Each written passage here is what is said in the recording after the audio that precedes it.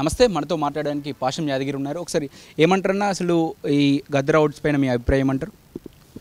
గద్దర్ అవార్డులు చూస్తుంటే అన్ని రంగాలతో పాటు సినిమా రంగంలో కూడా ఆంధ్ర పెత్తనమే సాగుతున్నది. రేవంత్ రెడ్డి ఆంధ్ర పెత్తనం తొలగించాలి, కానీ ఆయన తొలగిస్తలేడు. ఆంధ్ర పెత్తందారులకు ఊడిగం చేస్తున్నాడని స్పష్టంగా అర్థమవుతున్నది. పేరు ఒక్కటే గద్దర్, తర్వాత లోపలిప్పితే ఏం లేదు. పైన పటారం, లోన లొఠారం. పైన బ్రాండ్ ఏమో గద్దర్ అని ఉంది, లోపలికి పోతే బ్రాండీ ఉంది. బ్రాండ్ వేరే, బ్రాండీ వేరు కదా. ఏం వచ్చినాయి? దిల్ రాజు ఏంది? దిల్ రాజుకి ఎప్పుడైనా తెలంగాణ ఉద్యమంలో ఉండా? దిల్ రాజు ఎవరు అసలు? ఆంధ్ర వాళ్ళ అడుగులకు మడుగులు వచ్చిన బానిస. ఆ బానిసను ఎందుకు పెట్టుకున్నారు మీరు? మీకు తెలియదు? ఆ ముఖ్యమంత్రి గారు అడగాలి, గట్టిగా అడగాలి.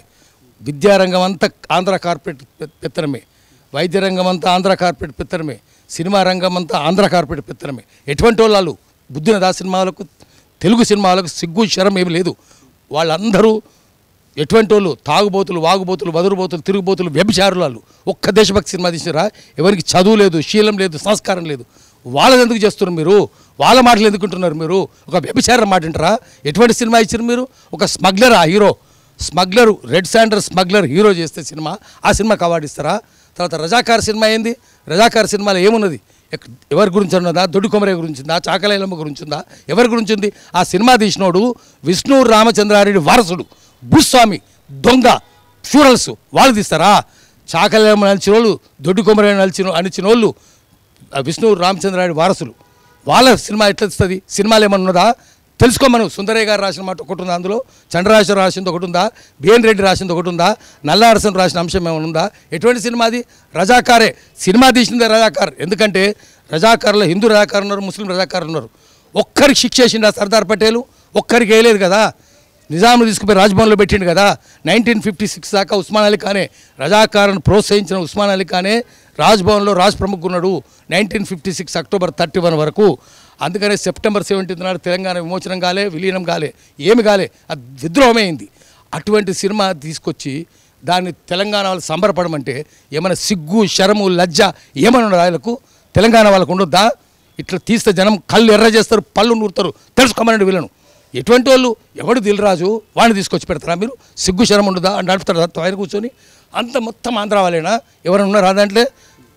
తొత్తులు, నీ అడుగులకు మడుగులతో తొత్తులను తీసుకొచ్చి పెట్టారు. అందుకనే ఆ సినిమా ఏమి లేదు. జయసుదేవరు ఏమైనా తెలంగాణకు సంబంధం ఉందా? తక్కినోళ్ళకి ఏమైనా సంబంధం ఉందా? ఆ జ్యూరీకి సంబంధం ఉందా? జ్యూరీ కాదా అసలు, మొత్తం పనికిరాళ్ళు చిల్లర మనుషులు అందరూ తీసుకొచ్చి పెట్టారు. అందుకని దాన్ని తీసుకుపోయి మూసినది మురికి కళ్ళబడేయాలి. అవార్డులు ఇచ్చినుంటే దాంట్లో ఎక్కడైనా పేరుందా? గద్దర్ పేరుందా? ఫ్లెక్స్ మీద ఉందా? ట్రాఫీ మీద ఉందా? బయట ఉందా? ఏమి లేదు. ఎందుకు మీరు గద్దరు బతుకుంటే కనుక ఆయన చీతు అనేవాడు చూసి ఆమె గద్దర్ భార్య, ఆమె సత్యమణి విమలక్క కళ్ళ నీరు పెట్టుకుంది. ఇదా సినిమా? మనం చూసినాం కదా. ఇటువంటి అవార్డులు ఇస్తారా? మనం చూసినాం టీవీలో. ఆమె కళ్ళ నీరు ఎందుకు పెట్టుకుంది? మిమ్మల్ని తూ అని తిట్టలేక పెట్టుకుంది ఆమె. అందుకనే జనమంతా ఈసడించుకుంటున్నారు. అన్ని రంగాల్లో ఆంధ్ర పెత్తనమే ఉన్నది. విద్య అంతా వాళ్ళదే, వైద్యం అంతా వాళ్ళదే, ఆసుపత్రులని వాళ్ళే, కాంట్రాక్టర్లని వాళ్ళే. ఇప్పటికి కూడా కేసీఆర్ టైంలో వాళ్ళే ఉన్నారు, చంద్రబాబు టైంలో వాళ్ళే, రాజశేఖర రెడ్డి టైంలో వాళ్ళే, కేసీఆర్ టైంలో వాళ్ళే, రేవంత్ రెడ్డి టైంలో వాళ్ళే. అందుకనే ఆంధ్ర రాజకీయ నాయకులను జనం మెడలు వంచుతారు. తెలుసుకోండి, మీకు తెలంగాణ వారసత్వం లేదు, తెలంగాణ శౌర్యం లేదు, తెలంగాణ అస్మిత కూడా లేదు. మీరు ఆంధ్ర వాళ్ళ అడుగులకు మడుగులు వస్తే బానిసలు, బానిసలకు బానిసలకు బానిసలు. అందుకనే వెంకటరావు గురించి శ్రీశ్రీ చెప్పిండు, బానిసకొక బానిస ఓరి వెర్రి వెంగలప్పగా అన్నాడు. అది అందరు ముఖ్యమంత్రులకు వర్తిస్తుంది. తెలంగాణోడు కావచ్చు, వాడు ఆంధ్రోడు కావచ్చు. అందుకనే రేవంత్ రెడ్డి ఇప్పుడైనా ఓష్లోకి రా, ఓష్ మే హావ్. నువ్వు ఓష్లో రాకపోతే జనం ఓష్లో తీసుకొచ్చిస్తారు. నువ్వు స్ప్రోలోకి రా, మేల్కోకపోతే మిమ్మల్ని ఎట్లా మేల్కొట్టాలని మాకు తెలుసు. మేల్కోకపోతే మేలు కొడతాం. అందుకనే ఈ సినిమా అనేది నెక్స్ట్ టైం మనం చెయ్యాలి. అది పోయి ఫిలిం డెవలప్మెంట్ కార్పొరేషన్, ఎఫ్ఎండా ఫిలిం డెవలప్మెంట్ కార్పొరేషన్ ఏమైనా సిగ్గు శరం ఉందా? ఆడ పోయి గల్లా బట్టి అడగాలను. ఒక్కొక్కరిని గల్లా బట్టి సిగ్గు నాదరా నీకు దిల్రాజ్, సిగ్గు నాదరా కార్పొరేషన్ వాళ్ళకు. హైదరాబాద్ తెలంగాణ సినిమా ఎందుకు వస్తలేదు? ఒక్క హైదరాబాద్ తుర్బాస్ ఖాన్ సినిమా ఎందుకు తీయరు మీరు? మౌలవి అలావుద్దీన్ ఎవడో తెలుసా మీకు? చీరా ఖాన్ ఎవడో తెలుసా? రామ్జీ గోండ్ తెలుసా? మహమ్మద్ హాజీ తెలుసా? ఎవరు తెలుసు మీకు? చదువు లేని సంస్కారహీనులు కదా మీరు, సిగ్గు శరం లేని వాళ్ళు కదా, బానిస కొడుకులు కదా మీరు. అందుకనే జనం రోషంతో ఉన్నారు. మీ భర్తం పడతారు, మీ టై వేసుకుంటే టైని గల్లాగా బట్టి తీస్తారు. అందుకనే జాగ్రత్తగా ఉండండి, ఓష్లో ఉండండి. జనం మేల్కొనక ముందే మీరు లూటీ చేస్తుంటే జనం లాఠీ లేపుతారు, తెలుసుకోండి మీరు. అందుకనే మళ్ళీ తెలంగాణలో గుత్పల సంఘం వస్తుంది, మళ్ళీ రజాకారుల భర్తం పడుతుంది. అంత రజాకారులే కూర్చుంటారు పైనంతా. నిజాం వాళ్ళే కదా, నిజాం ఒక్క రజాకారుకి శిక్షలు వేసిండ్రా, కాంగ్రెస్ వాళ్ళు వేసిండ్రా, లాయక్ అలీకి వేసిండ్రా, కాశీం రజ్వీకి వేసిండ్రా, వాళ్ళందరూ పాకిస్తాన్ పంపారు కదా. నిజాం వ్యతిరేకంగా పోరాటం చేసిన వాళ్ళందరినీ జైలు పెట్టినారు. 1959 వరకు నల్లా నరసింహ లాంటి యోధుడు జైలు ఉన్నాడు, నంద్యాల శ్రీనివాసరెడ్డి జైలు ఉన్నాడు, నిజామేమో రాజ్భవన్ ఉన్నారు. జైలు ఉండాల్సిన రాజ్భవన్ ఉన్నారు, రాజ్భవన్ అసలు జైలు ఉన్నారు. ఇప్పుడు కూడా అదే జరుగుతున్నది. ఇప్పుడు రేవంత్ రెడ్డి కూడా ఆయన వారసుడే కదా, అదే చేస్తారు. అంత మొత్తం అందులో మంత్రులంతా వాళ్ళే కదా.